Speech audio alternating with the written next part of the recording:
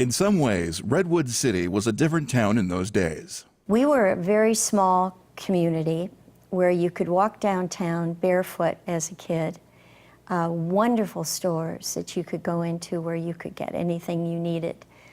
There were Woolworths and Walgreens and J.C. Penney's and Levy Brothers and shoe stores and whatever.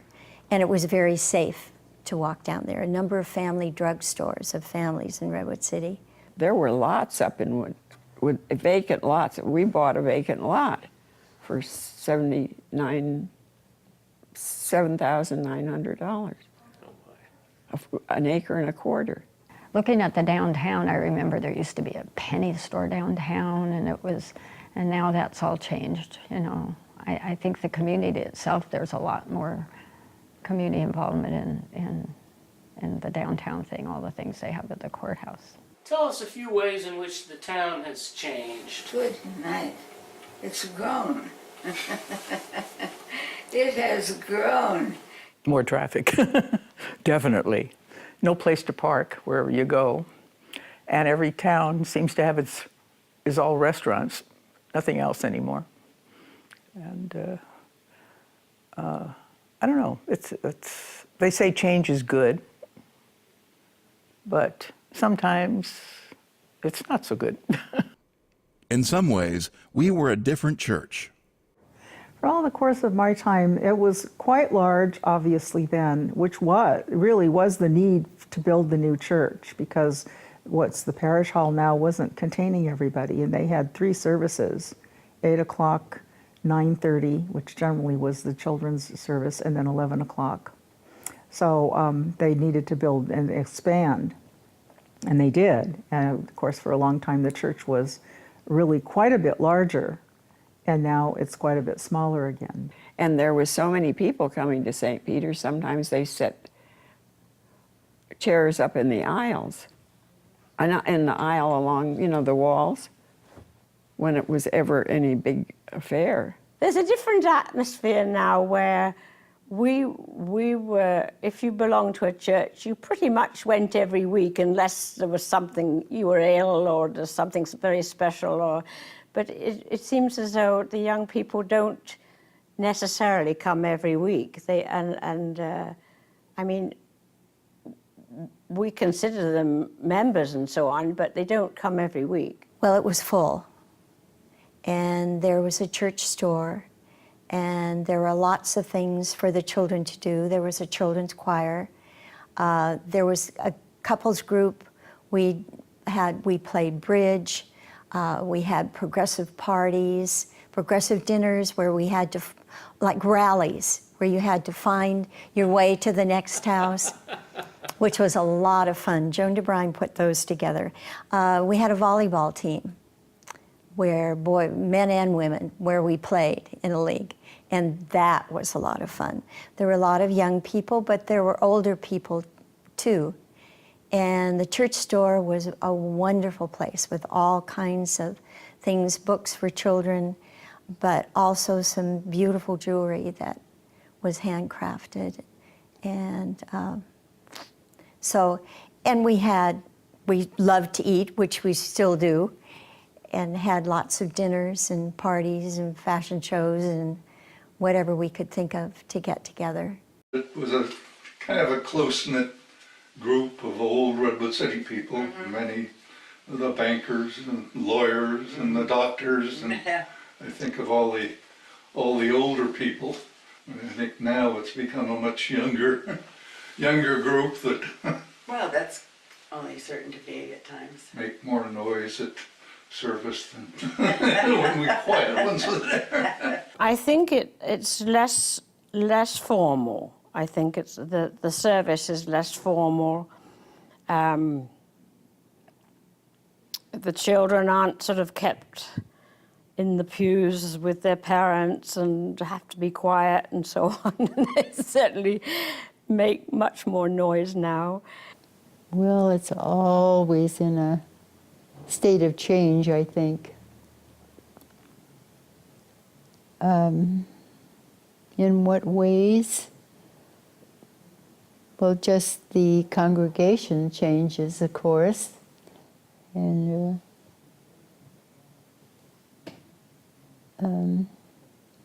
then you meet new friends. But in many ways, the parish that we know today is very much the same church that it's always been. Parishioners who came 50 or 60 years ago describe a church with the qualities we cherish today. Ask what attracted them, and they'll start by telling you that St. Peter's offered a warm welcome to everyone who came. I had a 6-month baby and no car. Oh my. And I was looking for churches. I looked all over Palo Alto, none of them appealed to me, one single bit. I walked, the last one I hit was St. Peter's.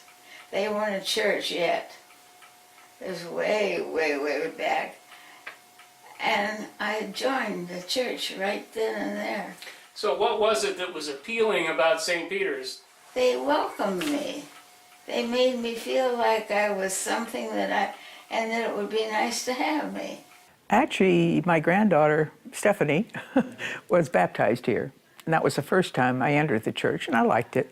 And then when she got to be, I didn't come anymore after that until she was about maybe 6 or 7, and her mother brought her here to go to church, and they invited me to come along. And so I did, and I enjoyed the church. And then all of a sudden, in a couple of years, her mother started working and on Sundays and could not bring Stephanie to church, so I volunteered. And then Stephanie got involved in things. She was an acolyte, and then she joined the spy group, and then I kept coming to church with her. And then after, when she got older and she started working, she worked on Sundays, so she couldn't come. But I kept coming because I liked the church. I liked the people and the feeling in the church. And I had friends that had come to St. Peter's, so I came, brought Tracy, I think she was about 7 years old, and I just fell in love with the liturgy, the feeling, Father Gebhardt, the whole service, and knew that this was a place where I wanted to bring my family. We moved up in the summertime, and at Christmas, Rod had said, I just want to go, he was the Episcopal, I just really want to go to church Christmas Eve, will you come? And I said, well, okay. So my first service was Christmas of 1965, a Christmas Eve service. And just coming through the door of St. Peter's, it was just like coming home. I mean, there was just a sense of peace settled over me. I decided I liked the 8 o'clock service, and the people there were very friendly, and so that's what I do now. I still go to the 8 o'clock service. And we, don't have the wealthiest people at our church, but we've got some great people. So. We've got the nicest. Yeah, the nicest. I have to say, everybody's always saying, if they've moved away or gone far away, say, oh, I wish you'd come and go to church with me. Or when I go somewhere else, that's the only time I get to go to church, except when I'm on a search committee and you go out and do your things. But the churches that I have gone to, I never get that sense of really welcoming. I know when we were on one search that we went up to Paradise, this little tiny church, which you'd think a small church would be pretty, close-knit. And yes, we were strangers, and there were 3 of us, on there. But people would just turn to the person next to them, and they'd look at you. You didn't feel like you were welcomed. And I really feel here that that's one thing we do well. We're so happy to see people and want to make them comfortable. St. Peter's was a parish built on good fellowship and run by active volunteers. There was just a feeling of family here, very much a feeling of family. Well, I just think that I get a sense of fellowship when I'm here by all the different people.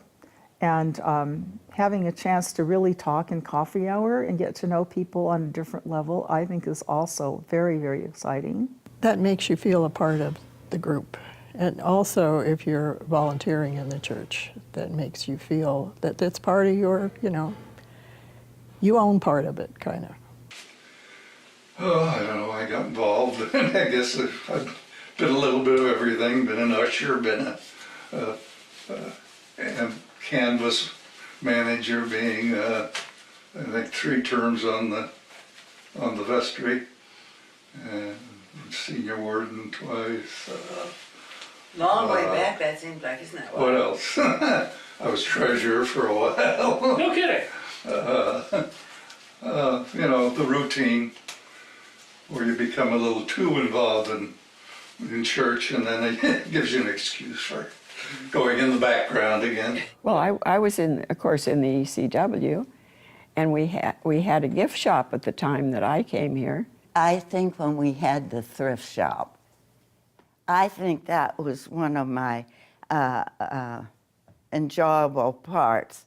Oh, Father Haverland had asked me, you had to be asked by the rector to join the altar guild. You didn't volunteer or anything. Well, they had a big altar guild, huge altar guild. How 35, 40 women. wow.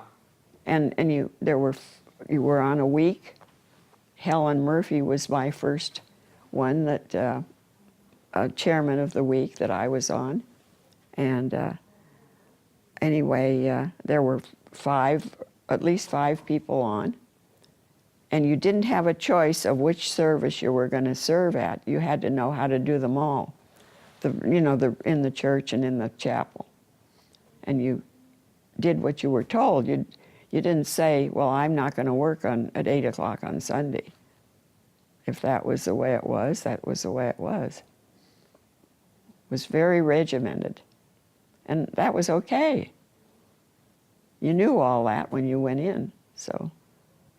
And I've been in there ever since. I used to enjoy the luncheons that the altar guild had, and we'd always have a drink. It was kind of nice. We don't do that anymore. Well, in the church, I'm very involved in visiting shut-ins, and I visit some shut-ins in my own area who aren't members of the church. I seem to sort of been drawn to that kind of commitment. When I first came, they didn't have a nursery nanny. We had a whole bunch of babies and young people. And the mother started a nursery guild. And it was called St. Anne's. Mary's mother was Anne. Oh. And so we worked it out that we only had to miss church once a month. And, you didn't have to serve that much. There were so many kids, you needed at least 3 moms up there. So that was my first experience. And you have to look after your friends. And we were an open-minded, inclusive spiritual home for people from different faiths and backgrounds. There are the warmth and friendship, friendliness of the church. Beautiful services.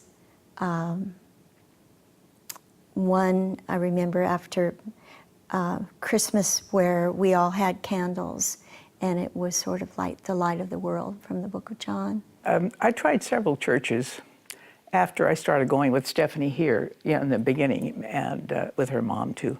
And I tried several, and I could never find a niche. I have to admit I'm a Lutheran. Well, we all have our feelings. I know. But I've tried different churches. And in fact, when I go to Santa Cruz, where my daughter lives, I go to her church, which is a non-denominational type. And I enjoy it there. But when I come back to here, there's a feeling of peace in this church for some reason. I don't know what it is, if it's the church itself or the people or there's something. It feels good. That's why I keep coming back. What do you think is the biggest thing that the church has provided for you over the years? A safe place to worship. And I've learned a lot. I've learned an awful lot. I love the liberal atmosphere about the Episcopal Church, that you can have doubt, you can have many doubts and bring them forward, and you're still welcomed here. I love that.